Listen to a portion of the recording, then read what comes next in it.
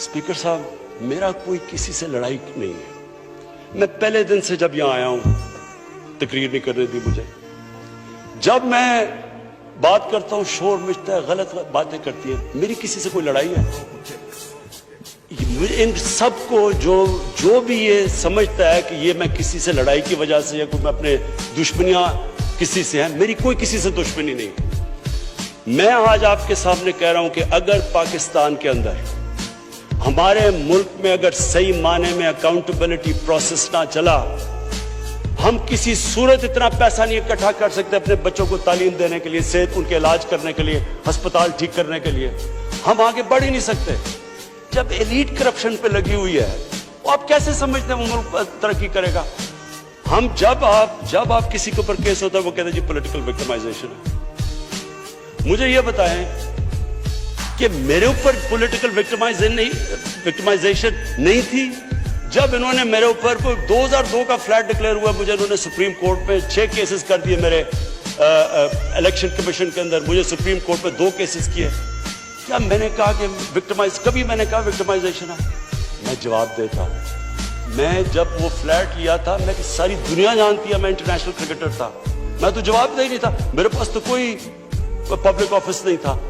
उसके बावजूद 10 महीने में स्पीकर साहब, जो मेरे से सुप्रीम कोर्ट ने जवाब मांगे मैंने दिए। 40 साल पुराने कॉन्ट्रैक्ट दिए, मॉर्गेजेस दिखाए,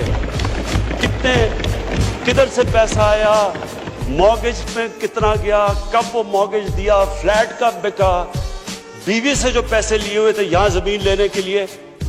आपको पता है सुप्रीम कोर्ट ने मेरे से पूछा कि जनाब आप बताएं, साबित करें कि आपने बीवी को पैसे वापस किए थे। वो बीवी ने ईमेल दे रही है कि हाँ इसने पैसे वापस किए थे। उन्होंने कहा नहीं, सबूत दो। ये कभी हुआ ही नहीं है ऐसे कि वो बीवी कह रही है पैसे, वो कहते नहीं। बैंक स्टेटमेंट्स निकाल के दी 15 साल पुरानी, जो मेरा ट्रांजैक्शन बीवी के साथ था।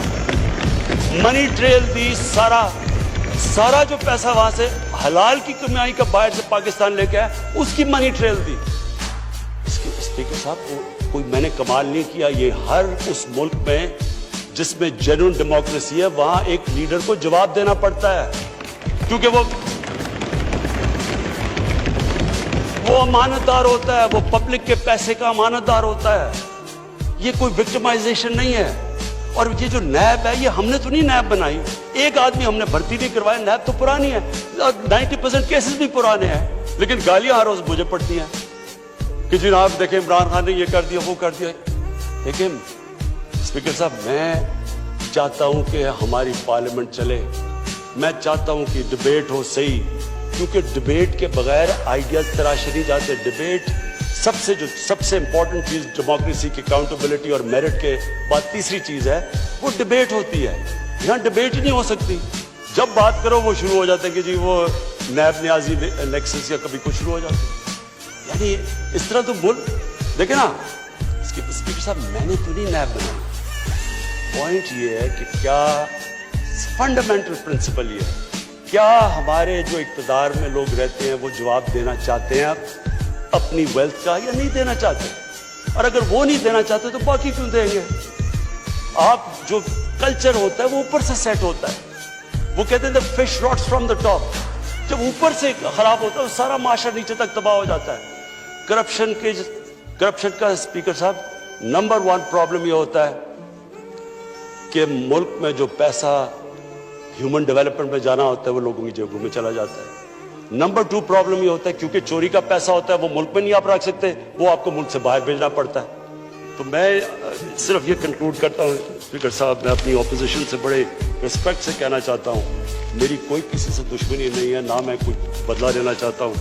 मैं सिर्फ ये बिलीव करता हूँ कि हमारा मुल्क, अल्लाह ने इसको इतनी नेमतें दी हैं, अल्लाह ने इससे क्या क्या चीज़ें नहीं हमें दी, लेकिन जब तक इस मुल्क के अंदर रूल ऑफ लॉ मीन्स कि everyone is equal in front of law, जब तक रूल ऑफ लॉ और लीडरशिप की अकाउंटेबिलिटी नहीं होगी, हम भी वही सारे बनाना रिपब्लिक्स की तरह एक समुंदर होगा गरीबों का और थोड़े से अमीर लोग होंगे। शुक्रिया।